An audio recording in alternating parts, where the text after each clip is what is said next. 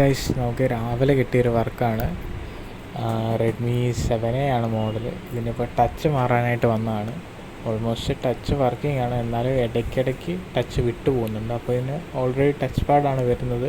അപ്പോൾ ടച്ച് ഫുള്ളായിട്ട് മാറുമ്പോൾ അത് ഓക്കെ ആവും, കംപ്ലൈൻറ്റ് ഓക്കെ ആവും.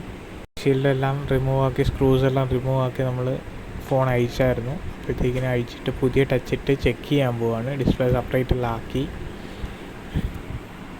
ടച്ചെല്ലാം ഓൾമോസ്റ്റ് വർക്കിംഗ് ആണ്. കംപ്ലൈൻറ്റ് കാര്യങ്ങളൊന്നുമില്ല. എല്ലാ സൈഡും ടച്ച് വർക്കിംഗ് ആണ്, പ്രോപ്പറായിട്ട് ടച്ച് കിട്ടുന്നുമുണ്ട്. അപ്പോൾ നമ്മളിനി ഇത് പഞ്ച് ചെയ്യാൻ പോവാണ്.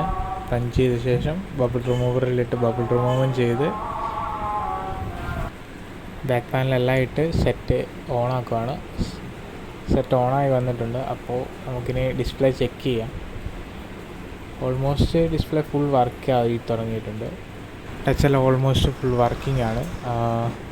ഇടയ്ക്ക് വിട്ടുപോകുന്ന ആ ഇഷ്യൂ ഒന്നും ഇപ്പോൾ ഇല്ല. എല്ലാം ഓക്കെ ആണ്. ഡിസ്പ്ലേയിൽ പാടോ കാര്യങ്ങളോ ഒന്നുമില്ല. എല്ലാം പെർഫെക്റ്റ് ആണ്. അപ്പോൾ നമ്മുടെ ഇന്നത്തെ വർക്ക് ഇവിടെ കഴിഞ്ഞു. അടുത്ത വീഡിയോ കാണാം.